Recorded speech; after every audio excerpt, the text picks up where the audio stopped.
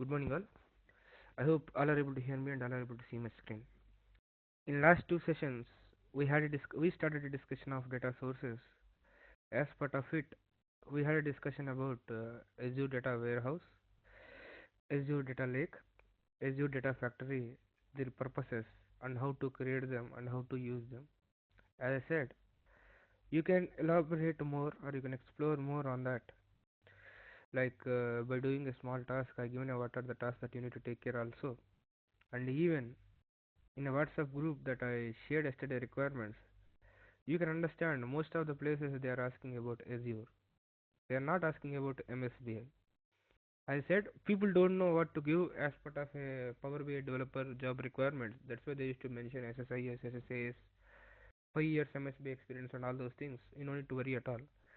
So if you tell that you know Azure Data Lake or Azure Data Factory, or you are aware of Azure Data Warehouse, that is more than sufficient to crack it. You will not have any interview also. Okay, apart from Power BI. So you can highlight these skills. So please take care of those things. Create your Azure subscriptions and practice those things. And if you are able to practice something, let me know. I can give more things so that you can demand. It's not you can get a job, you can demand. So that's it from my end. I don't want to spend a lot of time on that. And the next things are how to work with a SQL Server and how to work with SSAS, especially SSAS development we used to discuss as part of our classes. We are going to see those things from here onwards. Before starting the development and everything, first of all, what are the softwares that you require to practice these things?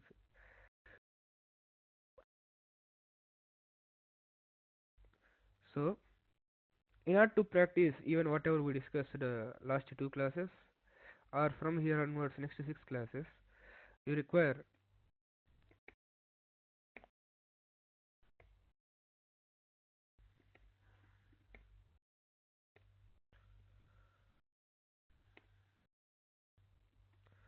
evalu- 2016 or 2017 version of SQL Server and data tools 2015 or 2017 plus Visual Studio if possible. These are the two tools that you require to work on to work with SQL Server. Yesterday we connected Azure Data Warehouse from SQL Server. If the people are familiar with that, that is fine. If the people are not familiar, you need to install a SQL Server and then after data tools. So these are the two tools which you require. Along with that,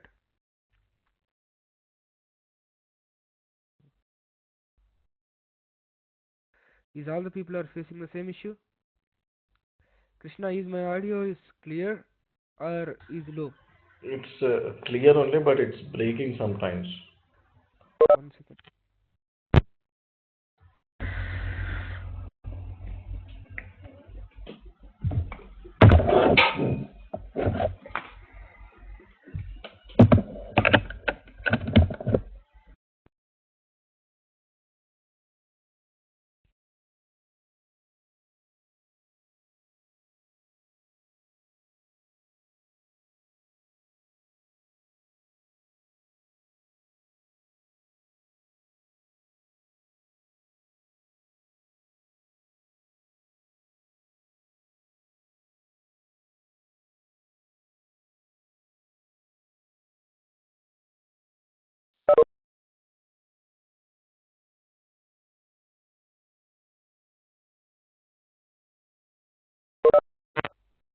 Perfect. So am I clear now, Krishna? For now? Yeah, Srinivas. If you can speak a bit louder, it would be good. Okay, fine. Okay. So in order to practice the SSAS development or not to work on SSAS or Azure everything, you require you require these two softwares. So for that, you require Windows 10 or Windows 8.1 64-bit software. operating system. So Windows 6, SQL Server 16 or SQL Server 2017 evolution version, which you can found from here. Sorry, not able to see your screen, Sinas. I stopped sharing. Oh, okay, fine.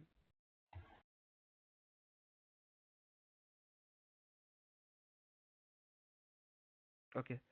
So SQL Server 2016 or 2017 or Data Tools 2017 we require to practice all these things. And for that you require a Windows 10 64-bit operating system. And for SQL Server 2017,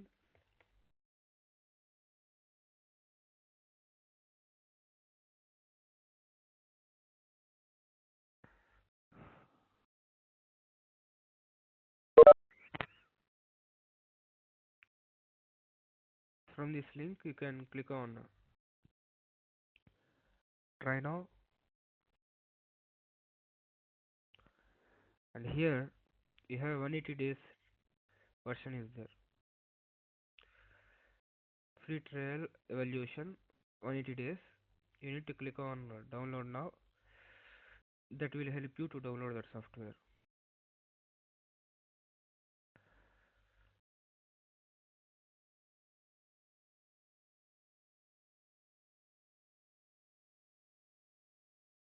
So whenever you click on download now, it might ask you for a small registration. Just go ahead with that. Automatically a setup file will be downloaded. Then after start running of that software, select a storage medium and save that software. Then after extract it and execute, install it. So first download that software, and then after if required I will tell you how to install that one. So from here download that software. Then after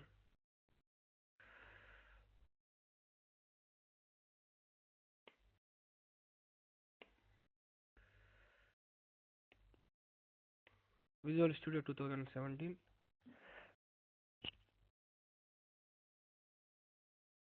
So from here, so you can download the free trial of a professional.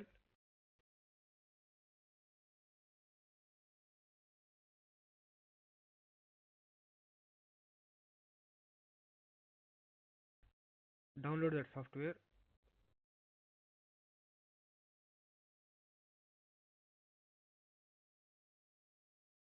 That is for Visual Studio.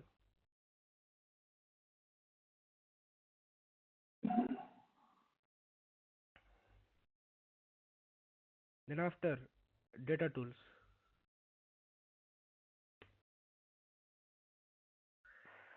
Data Tools 2017 is there. Download this one, or based on your operating system if required we need to select a 2015. People can go ahead with the 2017. So click on this one. For this you don't need to configure anything, simply install it.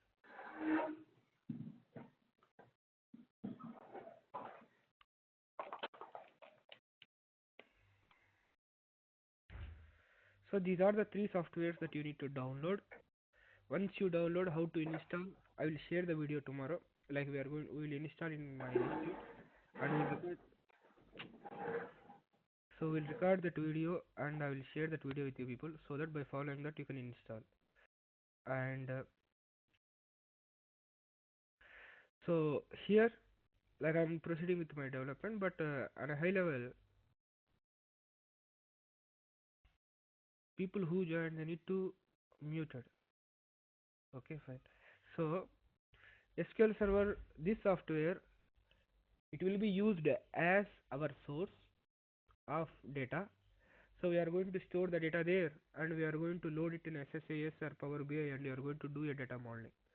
Or once you develop your model, or once you create your ETL packages or your reports, you are going to deploy your model in SQL Server. For two purposes it will be helpful: to store the data in a two-dimensional or a three-dimensional. However you want, you can store the data in a SQL Server. Then after, Visual Studio is giving you a lot of options, a lot of templates to you to work with Azure related projects. Let's assume you want to work on Azure Data Lake. You can develop the solution as part of your on-premise environment with the help of Visual Studio. Or if you want to work on some machine learning, Azure machine learning, Visual Studio is providing that templates. So data tools for only MSBI projects like SSIS, SSAS, SSRS. If you want to develop something, you have data tools user. But if you want to work on other Azure related projects or .NET projects or a Python projects, so Visual Studio is required. So that is why we are installing the Visual Studio. And then after data tools, it is a development platform for SSIS or SSRS or SSAS projects. Now we require a tabular SSAS development. That is why we require this one. So these are the three softwares. Just download them, and if you people already know how to install them, just go ahead with your installation. If not, we will install that one like today. Today night we are going to install that software as part of my institute. We'll record that video, and the same video will be shared by tomorrow morning, so that you people can follow up that one. Or I will touch base with any one of the resource. We'll install it, and I will share that recorded video. You people can follow. And try to have Windows 10 64-bit software, so that you can practice many things. So that is about the softwares. And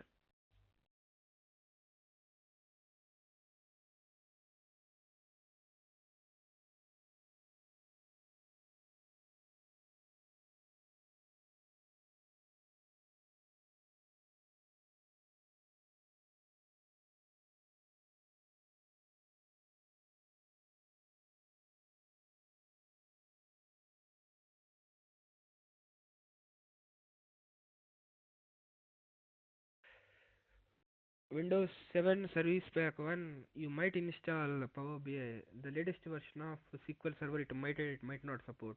The latest version of Visual Studio it might or it might not support. So if possible, if your processor is supports, please proceed to upgrade to Windows 10.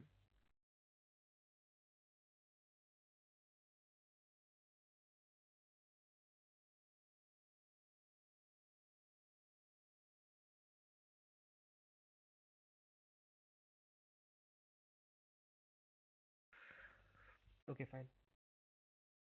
So now we are going to see how to connect with that Excel or CSV file.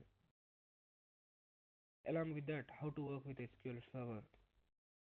Then after we'll start with SSAS. So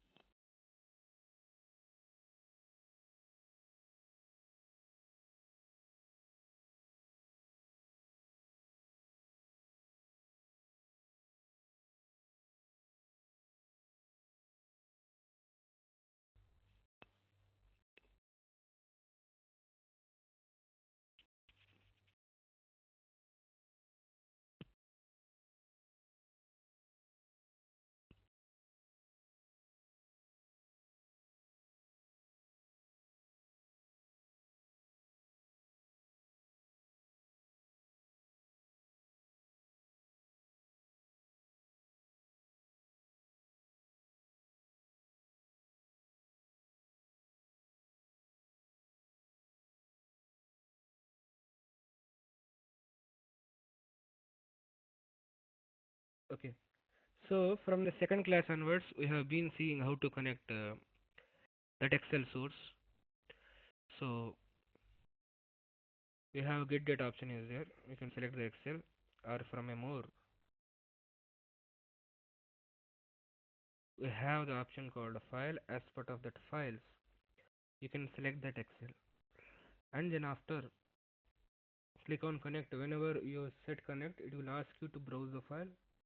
Whenever you browse the file, it is going to analyze the independent worksheets or the tables that you created as part of sheets.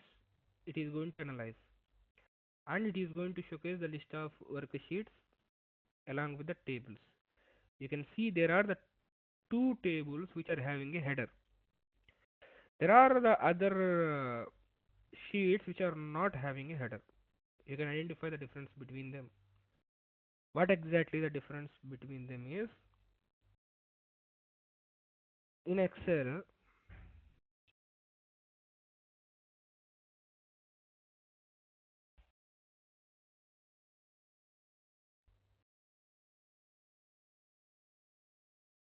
in Excel, by default, each sheet will be considered as a table.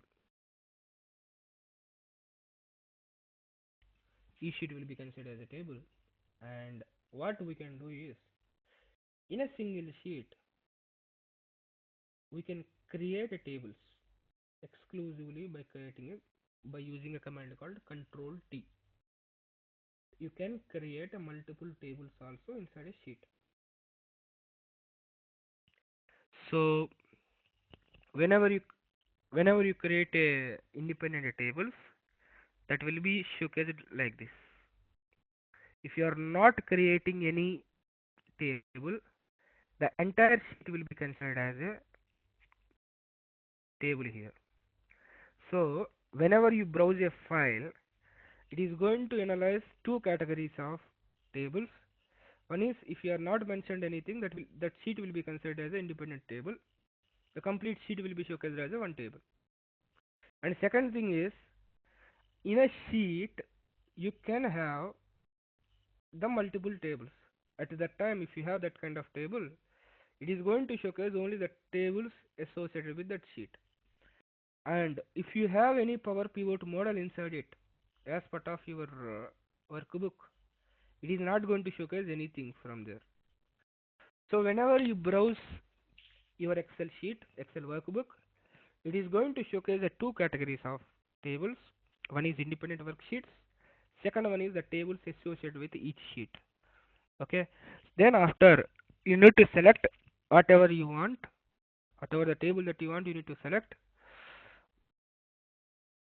and you need to load it. Whenever you select it, you have an option called first to filter or search. With the help of that, like whenever if I have like lot of tables, like let's say 30 tables are there, 40 tables are there, at that time, if I want to search it, I can search here. Like we have Ajax related, like kind of searching is there. Like whenever you search it, automatically it is searching all the tables in that worksheet. And the display options, how you want to display, enable the previews. Enable the previews means like whenever you select it, the preview will be displayed there. Now I disabled the preview. Preview is disabled. If you click on enable preview, preview will automatically, whatever you select, the preview will be showcased. So you want to enable the, if you want to see the preview, what data it is having, you can see it. Or if you want to like see only the selected items, only the selected items will be get displayed. So those are the two options, and search, and whatever you select, the preview will be displayed if you enable it. And other than that, what else you have extra is that load means if you wanted to load the tables, you can load it. If you wanted to filter down the table, you can use the edit query. You can click on edit.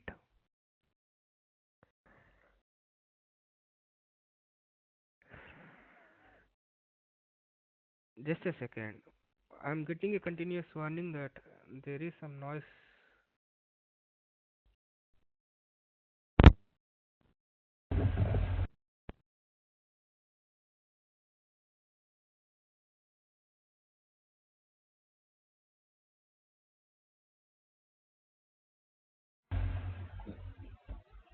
Okay, so Load means it is going to load the complete table, and edit means if you wanted to transform your table, if you want to perform any tuning, you can click on edit. On this weekend we are going to complete the edit queries options, and cancel it is going to cancel it, and you have two more options are there. This is refresh and this is refresh preview. Two options are there. So click on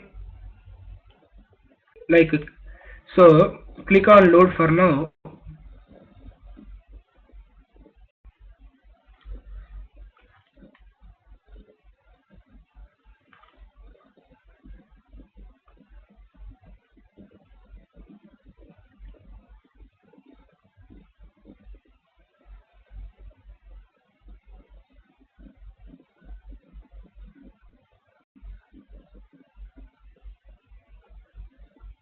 Those tables were loaded. Now if I wanted to load a few more tables from the same sheet, you have recent sources option is there. Whenever you click on it, it is going to showcase you the recently loaded tables information. Now whenever I click on it, by that time my source might get changed, right? There might be a new tables added, and there might be some tables were deleted, but it is showcasing a preview of whatever we loaded previously. Okay, so R, when I am working here, I am using a shared drive file, and when I am working here, some other person updated that file. I wanted to refresh the metadata. At that time, you have an option called refresh. Whenever you perform a refresh, it is going to interact with that source and it is going to update the tables list. Sometimes I don't want to load all the tables, I don't want to refresh all the tables, and I want to refresh only a specific table. Okay, even this table a new records might added or deleted, right, or updated. So if I want to check the latest data, you can click on a refresh and you can load the latest data. So these are the options associated with that Excel. And data filtering and the edit queries we are going to have a discussion. But whenever you select the Excel source, these are only the options which are available to configure to load the data from Excel. Or if someone is having a question, boss, what is the control T? So at the time,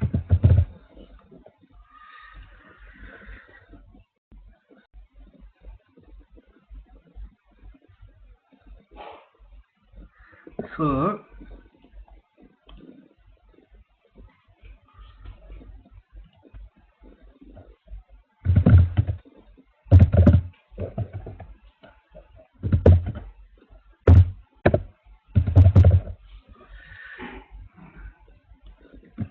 in a sheet 1, I created a one. I just given a 2 rows. In a sheet 2, I given the same thing, and here you can select that one and you can click on control T. We are creating a table, and what is that scope is A1 to B2, like whatever we selected this area, and we are saying that we have headers also. Click on OK. Whenever you click on OK, what is the name of the table? The name of the table is EMP1. Click on enter. Okay. Starts with a letter underscore.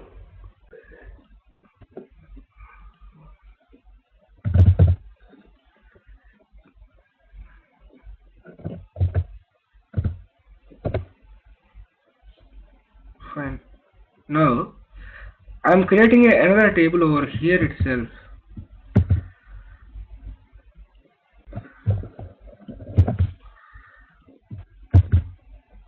So select the table and you click on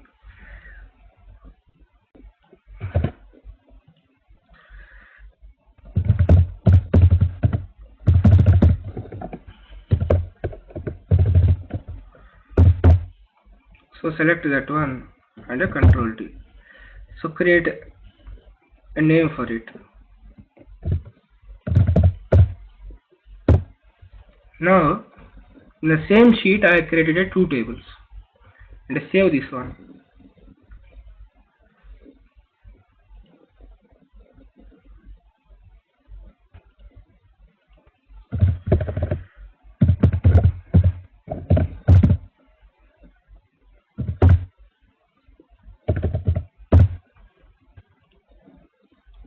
Now I have only two sheets are there, sheet 1 and sheet 2. As part of a sheet 2, I have two tables I created and I am loading from Excel now. Get data, Excel, Excel underscore test.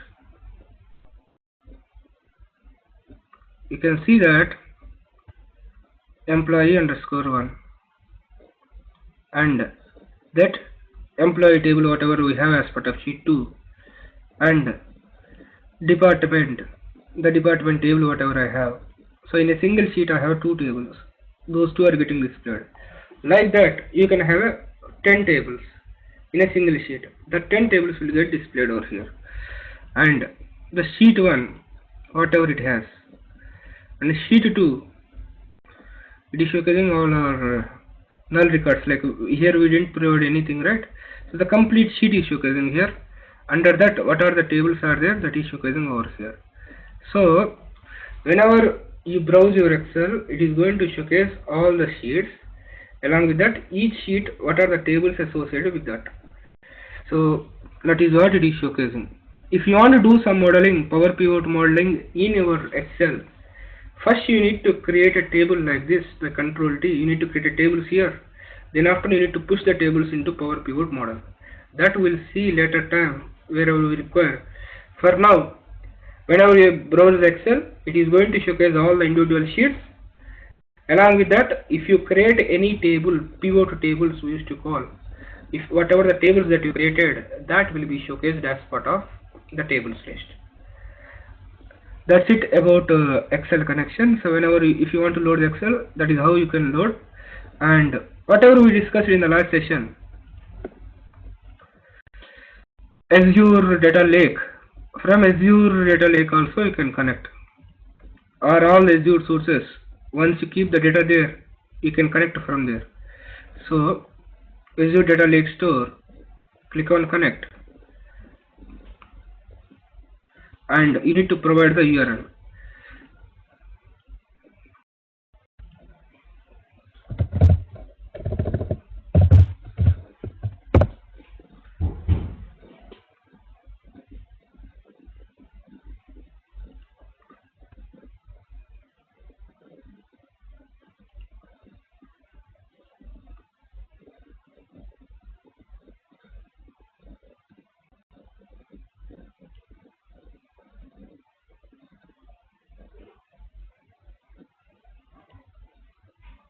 So yesterday we created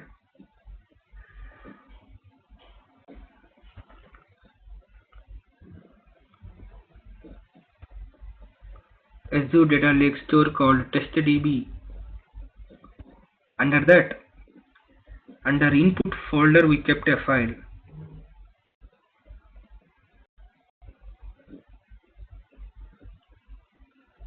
Here this file. Let's assume I wanted to read the data from this file. At that time, we have a folder properties. This is the path for that folder. Copy that path.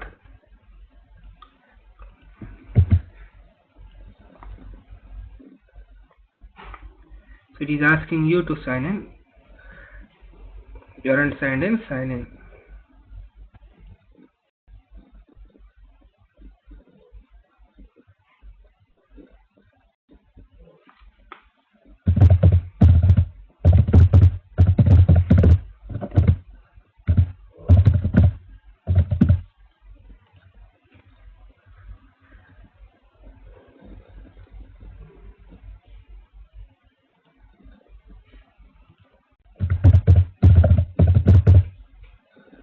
Azure, you need to go to last two videos, Satish, so that you will get a clear picture. I will share the access. Please go through it.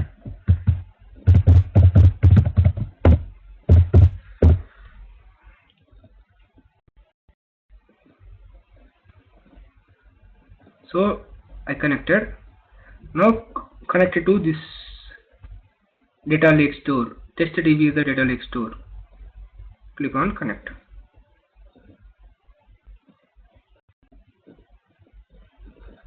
Whenever you are connected, it is showing that what are the files that you have. I have a file called data dot. I have only one file called data.csv, that is a CSV file, and I click on load or click on edit. So whenever you click on edit, you can see that that is a binary file. So whenever you click on it, whenever you drill down it, we'll have a table. Okay, now close and apply. Whatever the data that you have in your data lake store that was loaded here, 30 and 40 yesterday we inserted, right? That data. So getting the data into your storage, your source is main thing. The remaining Power BI supports for all the sources. So I showcase how to connect the data in a AZURE data lake store. Yesterday I said how you can get the data in AZURE data lake store. If you want to tune it, you have USQL is there, I said. You can process the data and you can keep it as part of your data lake store. If you want, you can store it in AZURE data warehouse. That is what ADF done. If you want, you can directly report in a Power BI. That is what I showcased now.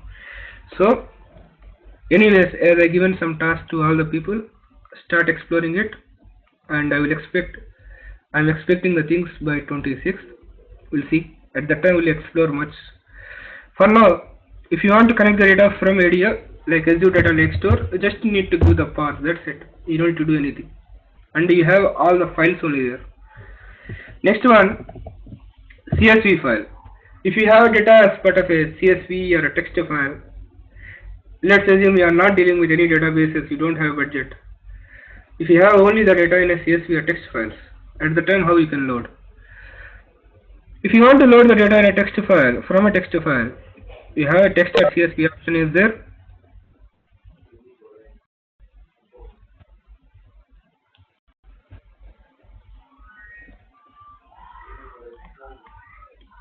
At that time, you have an option. I'm not sure. Let me check this.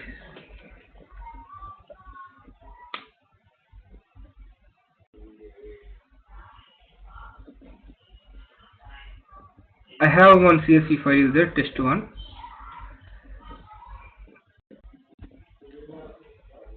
CSV and text file. What is the difference? Is nothing but both are text files only, first of all.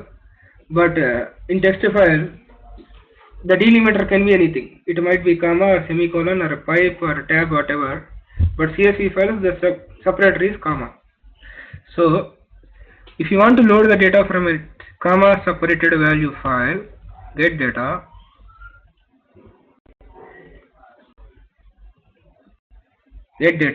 more,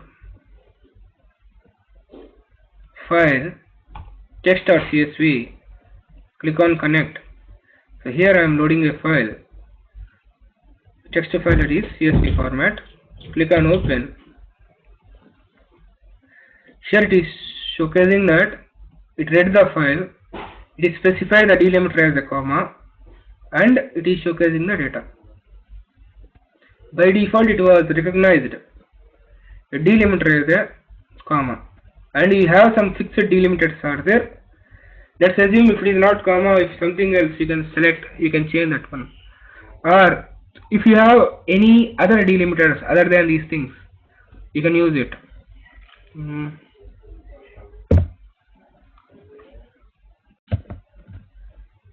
can see I provided this underscore like this one as a separator, so that the date 12/5/2017 was splitted like this. You can provide whatever the like other than these fixed delimiters. If you have any other delimiter, you can mention as custom.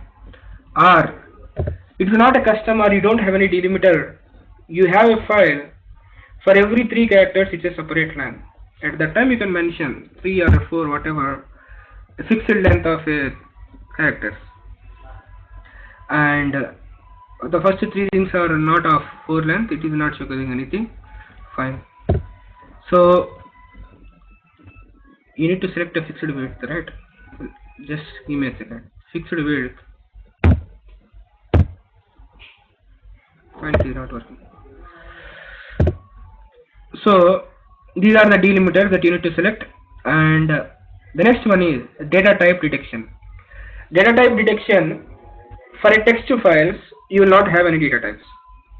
For Excel files you have a data types called integer, strings, or dates. You have data types, but for CSV files or text files, all the data will be in the text format only. So you wanted to load everything as a text, or you wanted to specify the data types, you can take a decision over here. So in your SSIS, you have two options will be there. You have an option will be there. Analyze first 200 rows, or analyze the data set. But here you have three options are there. You wanted to detect the data type based on the first 200 rows. You can select this one. You wanted to detect the data type by analyzing the complete data set. Use this one.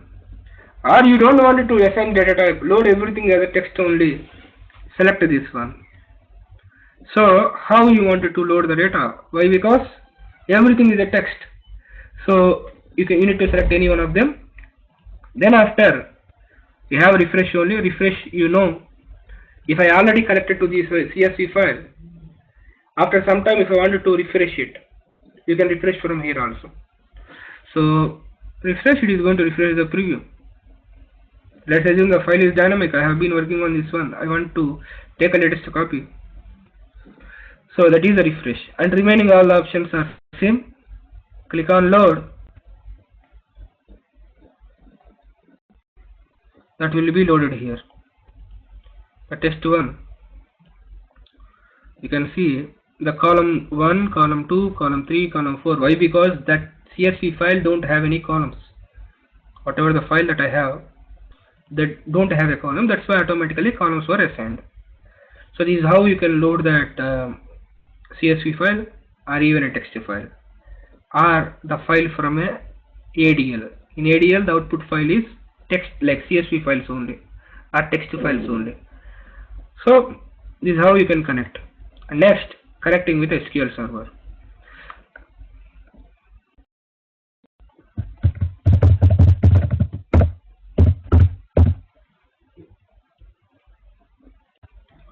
Connecting with SQL Server.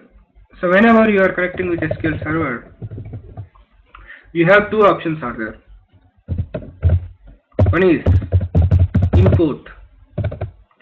Second one is direct query. Import. Why you have import and direct query options are? Power BI is having limitations. Power BI is having limitations with data storage. Why? Because you are deploying your reports in a cloud. Power BI cannot offer you with a lot of space. It can offer you a maximum of a 10 GB storage per your account. As I said, Power BI Pro, even if you purchase it, you will get a maximum of 10 GB. And each data set, even though you got a 10 GB of a data set, you cannot use 10 GB for a single report. Each data set, which means each report, you can have a maximum of a 2 GB of a space. If you create a report with a more than 2 GB, you cannot deploy there. Okay, some 2 GB limit is there. Yet at that time, maximum you can create a 5 reports if you are having a 2 GB data sets. Then after you cannot create anything. In that scenarios, the Power BI giving an option that boss, don't load any data in your report. Keep your data with you and use a concept called direct query. What do you mean by the import is, we are going to load the data in our Power BI file. We are doing a data model layer. We are going to send the data to cloud. That is going to preferable whenever you have a less data. Whenever you are having a less data, first of all, that should not be preferred at all. Leave about less data, high data. Everyone feel that if they have a 500 MB or 1 GB, that is less data. If 1 GB is less data, if he push 10 reports, 10 GB will be filled. Then after what he is going to create? Nothing. So import, we have one mechanism where you can load the data in a Power BI. If you create a visualization, if you publish it, that data will be pushed to cloud. That's it. Okay, and it is going to occupy the space. The next thing is direct query. As I said, we have a limitation with the cloud storage, that to 10 GB. In that maximum 2 GB you can have a data set. At that time what you are going to do is, we are going to keep our data at SQL server itself. We are going to load only structure in a Power BI. We are going to create a model there, and we are going to directly connect with a database. That is what direct query. Understand from here, I will showcase from SQL, like my editor.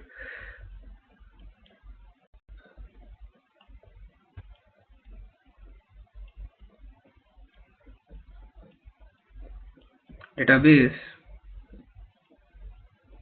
as I said, Power BI has a, let's assume, data model layer, and visualizations are there. If you are choosing an import mechanism, the data will come and sit in your data model. In your Power BI report, the data will sit here. Whenever, and then after you can create a data model, then after you can create a visualizations, then after you can publish on a Power BI service. Whenever you publish a Power BI service, along with your report, your data also pushed. Along with that, your data also pushed. So for each and every report, you are going to store your data. Okay, and you are not going to prepare one report, right? You are going to prepare your development report. You are going to create a UAT environment. You are going to create a production. In a service-based company, 3 or 4 environments will be there. The same report you are going to send all the places, which means you are going to create a multiple copies, and each of the copy, the same sheet called the data will be available. So out of the 10 GB that you have provided, you are consuming everything for only one report. Okay, a report called X in a dev environment, and EOT environment, regression environment, and production environment. Okay, so you are going to occupy 4 data sets with a 4 GB or 7 GB of data by using this kind of concept. So this is an import mechanism which is going to load the data in a Power BI. The data will be stored in our Power BI file. Whenever you publish it, the data will be moved to cloud, and based on that data your report is going to get displayed. That is what import mechanism, that is having a lot of limitations. Enterprise level organization, it will not work on a import mechanism. You should not select this approach. But all the people blindly select this approach, and they will fail. And they used to say that there are a lot of issues with the Power BI. And Power BI can load a maximum 1 million records, 1.5 million records, 2 million records, or 50 million records. They used to say, based on the size of your data, it is going to load. For a 2 GB, how much it can load? It can load that one.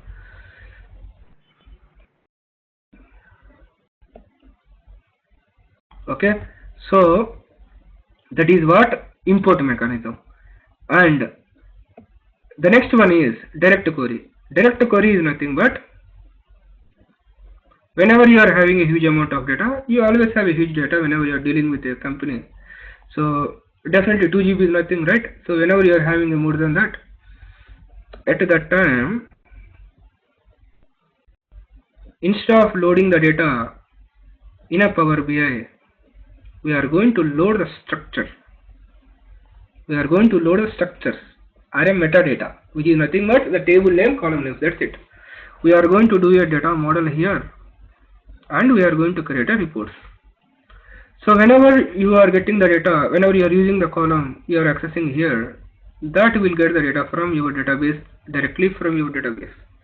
So whenever you publish it in a Power BI service, only the structure metadata will be moved, and this will get the data from a database.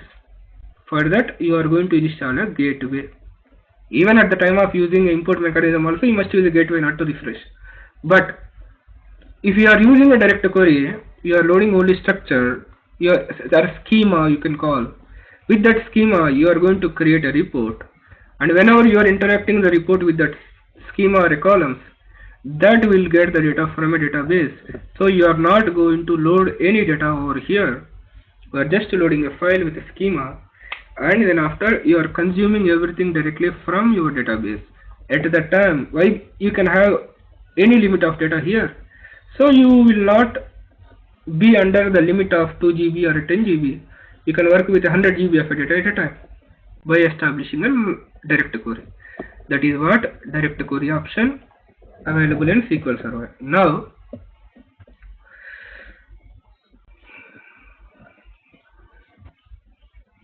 yeah.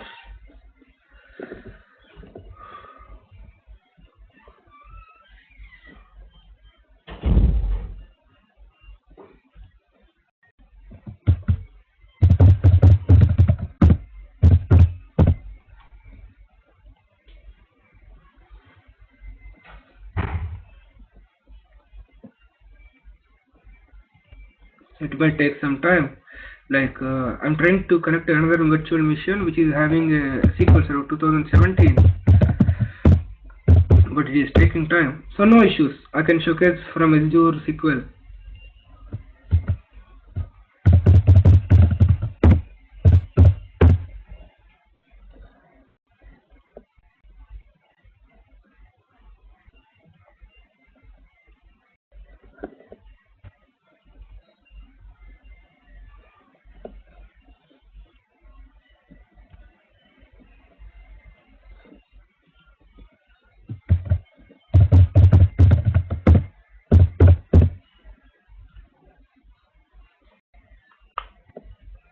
So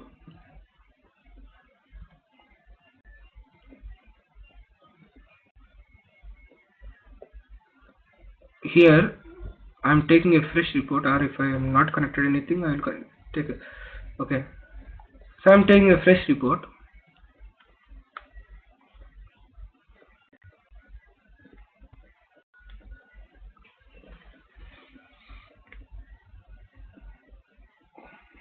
and if you want to work with the SQL Server,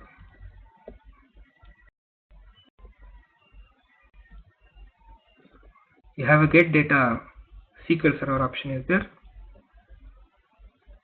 or even the same options were available even for Azure Data Warehouse. You can see Azure Data Warehouse or Azure SQL, the same options will be there. So as we used to work with Azure, I'm just showcasing Azure. The same options will be there for SQL Server also. Even you can see SQL Server database only. Even I select Azure. So we are going with this one. The server name,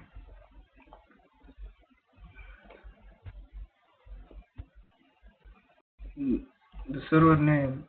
Just give me a second.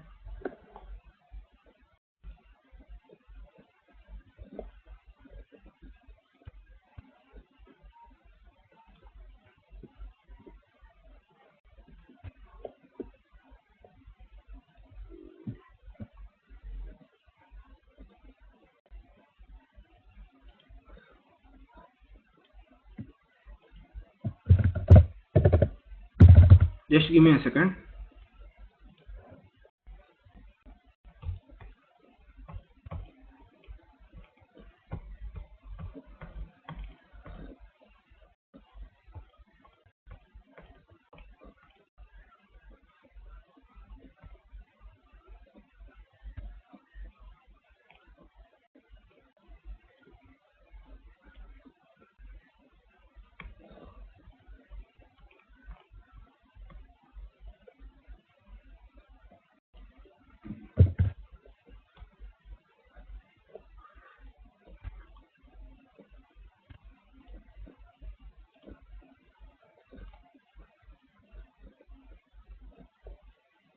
So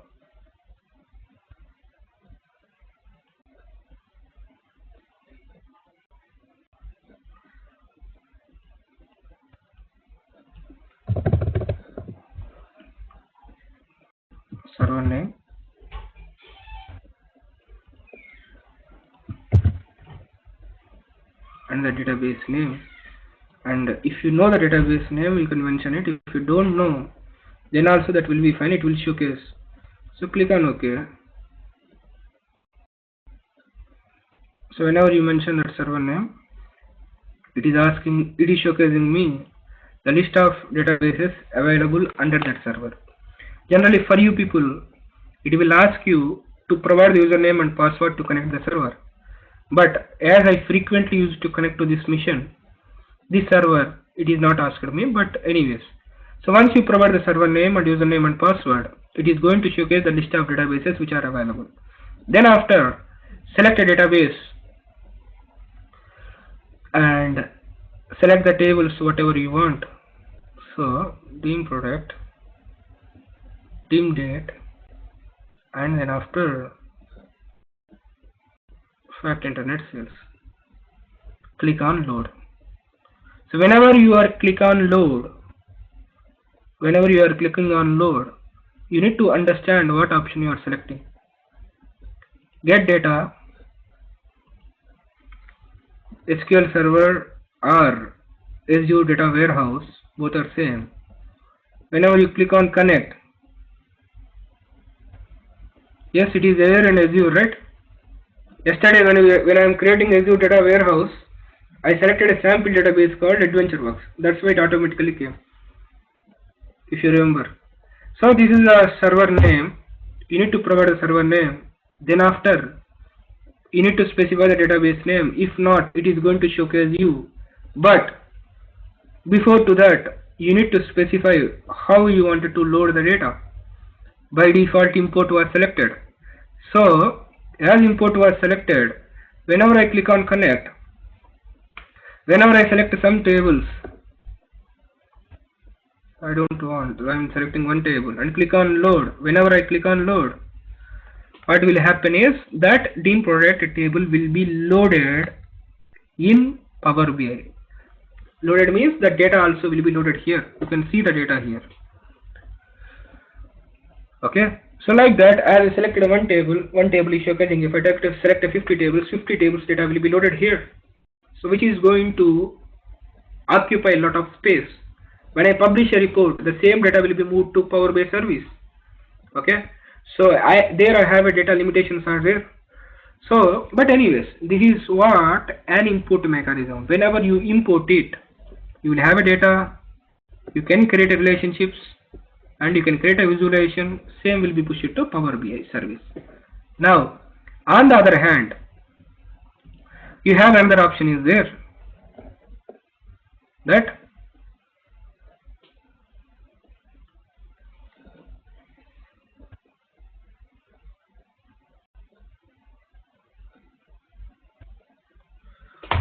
you have an option called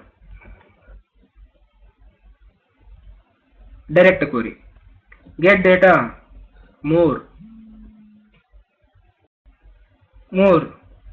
database, Azure data warehouse, connect, specify the database and specify direct query. Click on OK. So whenever I click on OK, now Azure data warehouse demo and select any table. We are not worrying on what are the tables that we are loading. We are at how to connect only. Okay. So click on load.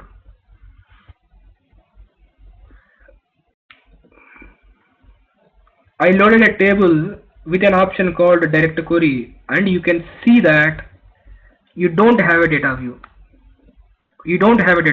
But you observe that the table was loaded, columns are there, which is nothing but schema that we used to call.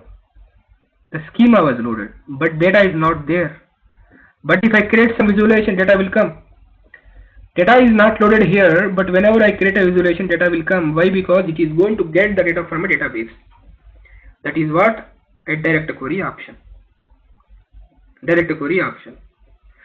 So why? Because we used to deal with a lot of data. If you don't have Azure analysis or normal analysis services, you can have a live connection with a SQL or Azure, and you can create a visualizations by creating a modeling in Power BI. So direct query is nothing but it will not load the data in a Power BI, and it directly get the data whenever you use it in a Power BI. So that is what the option here it will showcase generally.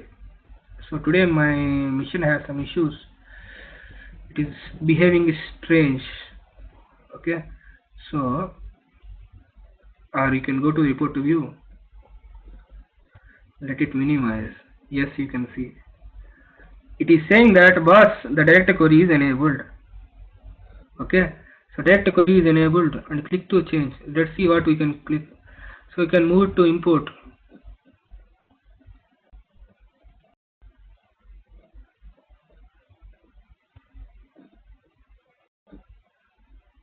Super. I think this is a new feature. So previously we cannot move from direct query to import. But here this is fine. Import to direct query you cannot move. That is what the main thing. Anyways, you need to understand at this point of time. So we connected as a direct query. If you connect as a direct query, data will be there in database, and then after we are going to create a visualizations. Whenever you create a visualizations from a database, you are going to get the data. When you need to select that option is whenever you are having a huge amount of data. In organizations, always you need to select that one. So that is what direct query and import. And Azure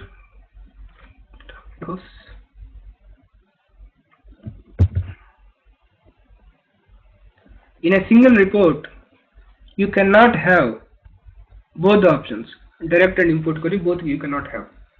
If your report is import mode, like when a fresh report, if you import the data, whatever the connection that you are make, those must be imported.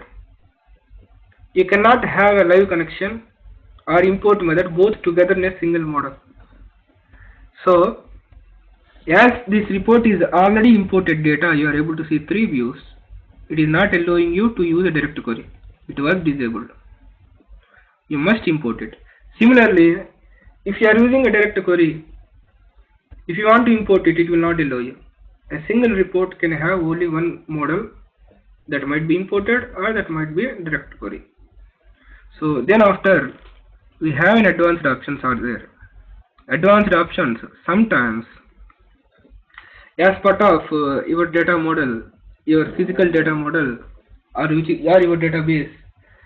In service-based companies, you have to charge more billing. In the sake of for the sake of billing, they used to divide your tables into multiple tables. One big table they divide into 100 tables. Okay, so if you load 100 tables here, and if you construct a data model, there are many limitations are there. Your performance will be downgraded. At the time, sometimes you need to write a query, you need to write a 5 or 10 joins or where conditions, group bus, everything as a SQL query. I need to get the data. That you can make it with the help of a views in database. But sometimes, if that is not a reusable thing, you can write a query here. You can write a query here and you can load the data.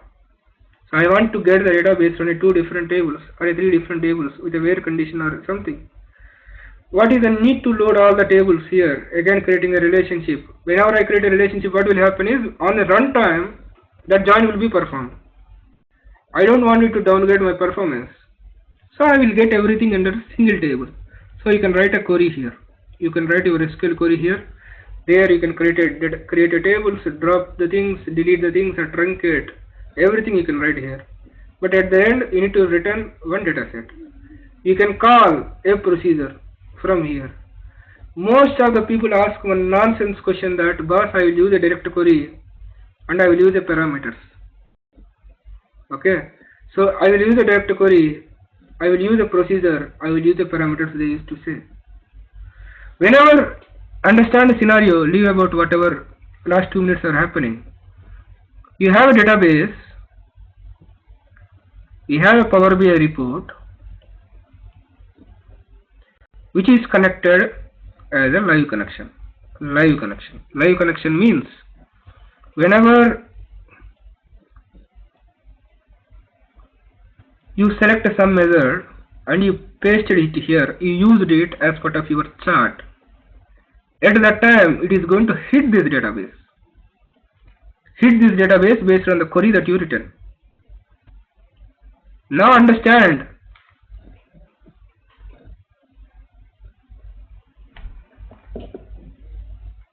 Krishna, my voice again, you are having any issues? Well, fine. No, sir, nothing. Okay, fine. Very clear. Okay, so understand this one. Like many people has many. I used to get lot of questions based on this only. So you are connected to a direct query. Why? Because most of the people are MSBI background and they are very comfortable with SSRS reports.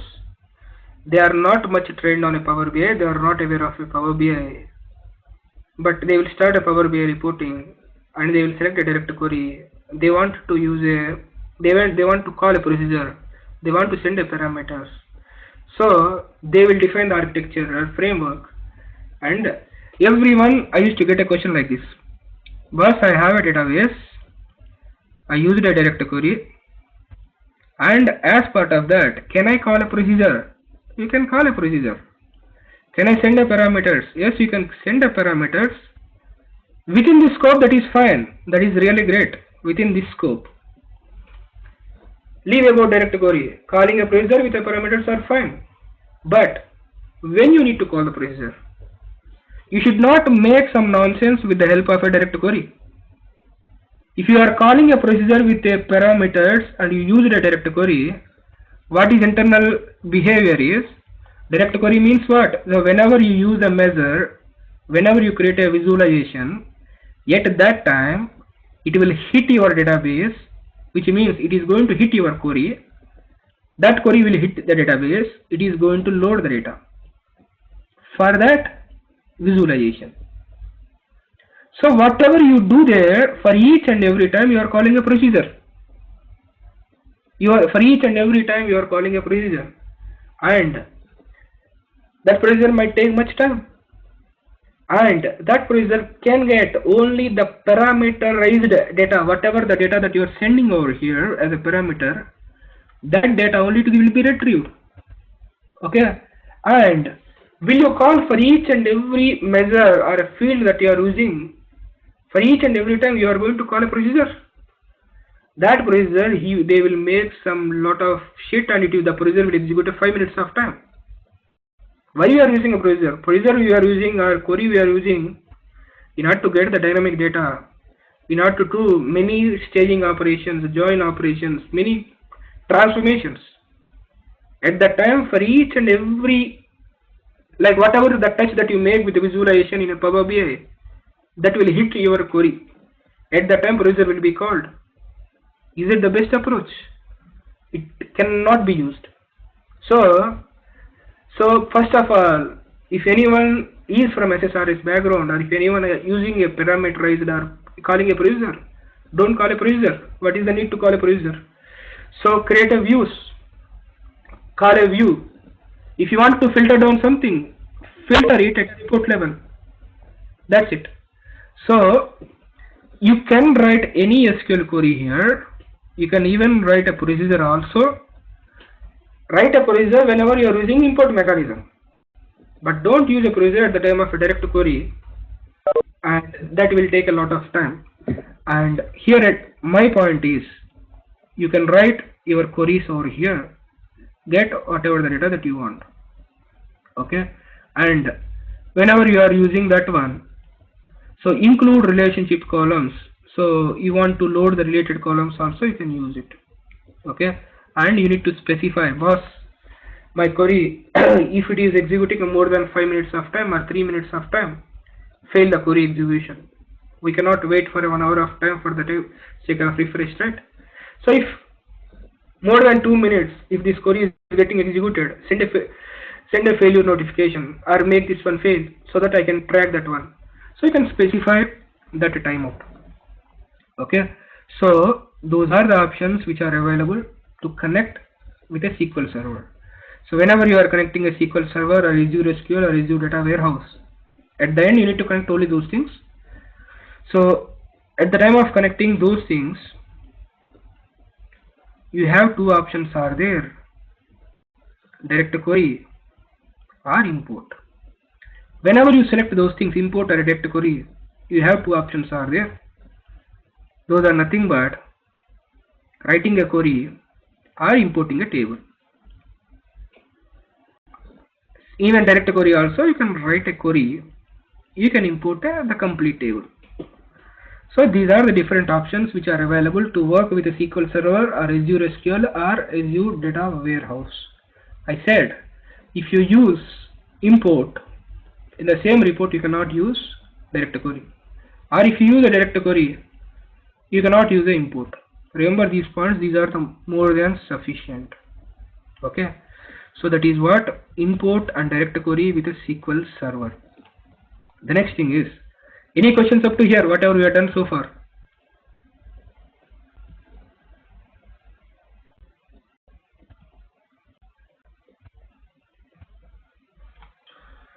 All the people, Arpit, Ashraf, Balamurli, Brahma, Deepti, Venkatram, Geetan, Jahnavi, Manoj, Manasa, Satish, Shiv Prasad, Sugata, and Sridevi Srijit.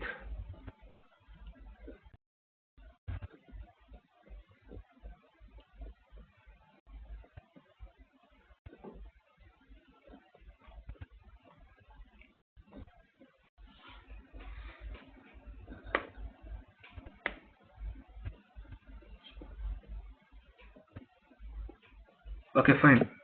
So that is how you can connect with a SQL Server or Azure SQL, Azure Data Warehouse, all are same. Next one, how to work with analysis services. As I have a 10 minutes time, I will showcase you how to connect with analysis services if the server is already there. And as part of our course, we are going to learn how to create that model, how to deploy that model and everything. But at the end, after doing everything, we need to connect the Power BI with analysis services. Now, taking a fresh report,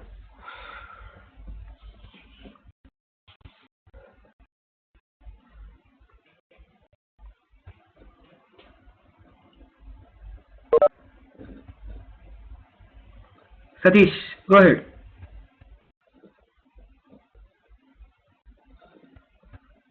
Fine. So, I taken a fresh report, and whenever if you want to work with analysis services, especially tabular SSAs only will work. We don't require a multi-dimensional SSAs. Even I said, even I showcased yesterday a couple of requirements, right? Let me. Yesterday I sent many requirements as part of a WhatsApp group. If you go with the first requirement which Accenture shared, that is clearly tabular SSAS and DAX only they require. They didn't even mention about a multi-dimensional SSAS. So whenever you are working with SSAS, we have analysis services option is there. At that time you need to provide the server name, and always a connect live by default option is there.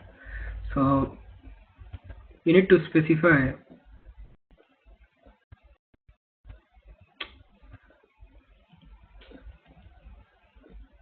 one second.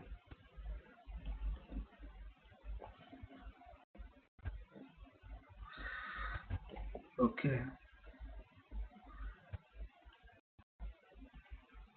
on scene machine.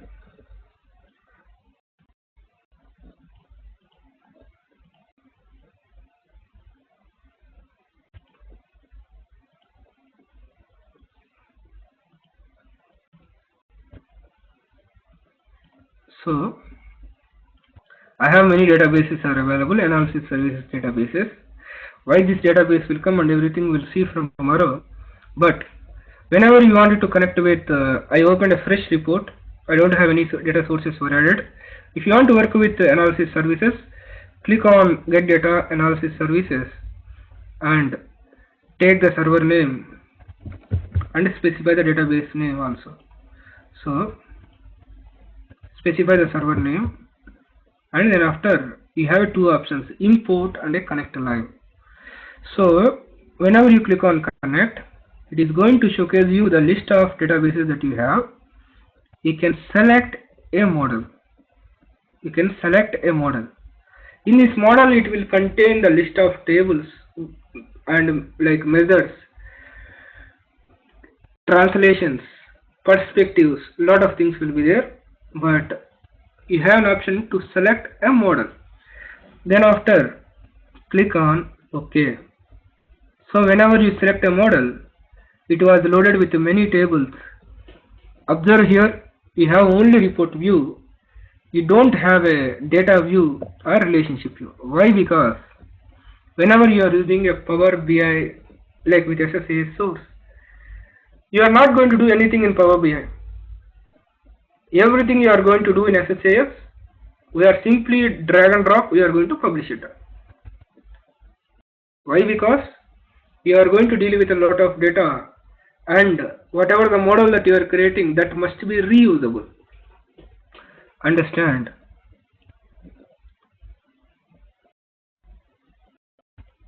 You have a database. I said that, but you are going to load your data in your Power BI. You are going to construct a model, I said, and from that you are going to create a reports, I said. Okay, if it is a organization level reports, you are going to spend a lot of time to do this data modeling. Lot of time you are going to spend. Report creation is nothing, right? Just drag and drop. Lot of time you are going to spend here. The same requirement is there in another report. What you are going to do? You need to do everything here, and again the complete data modeling you need to do here, and then after you need to create a report. So the same effort whatever you spend here, you need to keep here also, or someone from your team also need to keep the same effort. At the end, that is a worst product. But this is not the trend. If you do everything as part of your report, if you do a data modeling in your report, that is not reusable. Understand a point now here. You are using SQL Server direct query. SQL, if someone asks you, boss, what is the difference between a direct query or a live connection? You will say that, boss, both will connect from a live data in a SSAS and SQL Server. That fellow will ask you, if both are connecting a live, what is the need of these two things? Then, whenever you are using a SQL Server direct query, you are connecting to the data live, and you are doing a data modeling inside of a Power BI. Inside of a Power BI. That one, though you are connecting a live, the data model is inside of a report. That is not at all reusable thing. You are overcoming a limitation of data storage, but you are making a sheet of not reusable one. If you are not reusable, whatever the money or whatever the time that you spent, no use at all. Now, SSAS with Power BI, what it is going to give you is database. SSAS is the outside environment to the Power BI. There you are doing a data modeling. So whatever you are doing here, yes. So fine. So whatever you are doing there inside of a Power BI report, you are doing outside of a Power BI report and storing there. That is what? Analysis services. And from there you are creating a Power BI report. Now, if another report also want the same model, I will use this one. Whatever the report which requires the same model, I can use this one. Why? Because this model is not there inside of another report. If it is there here, I cannot access it and I need to recreate it. But if that is there in outside, I can use it in any report without spending anything. I can connect to that one, I can create a weekly report, monthly report, quarterly report, yearly report, or reports for different entities, different reports for different countries. I will do many things by using a simple model. If not, the same data or same structure need to load it everywhere and need to create a remodeling. That is what the difference between a direct query and import. Now, now I connected analysis services with a live connection, which is nothing but we connected to a model. And if you connect it to a model means you don't need to do anything in Power BI. You just need to drag and drop the things. You just need to drag and drop the things. You don't have anything to do. That is what SSA is with a live connection. And I have a very limited time. I need to rush. I'm stopping here. From here we'll continue in the next session. And next session, so we'll just give you a high level heads up regarding how to connect with a direct query, like import and live connection of SSAS. Why? Because we started here. We are going to start a clear discussion on how to develop SSAS cubes, like from a databases or Excel sources or any other sources. How to create a tabular cubes, we are going to have a discussion that will be continued in next 3 or 4 days of time. Thereafter, the DAX and security will be continued. From here onwards, almost 8 to 10 hours we are going to spend the time on complete this part, which is not mean like on a weekend I scheduled like Saturday I scheduled a 4-hour session and a Friday 2-hour session like morning and evening, and Sunday evening session I scheduled. So which is not mean the complete time we are going to spend there. So like on a weekend I am going to complete the edit queries and Power BI service. A limited time will be continued with SSAS, DAX and a Power BI, like security. So both of them will run parallelly. If people just available on time, I will take care of the remaining things. So any questions up to here, whatever I am done. And regarding that time, I will update you for all the people.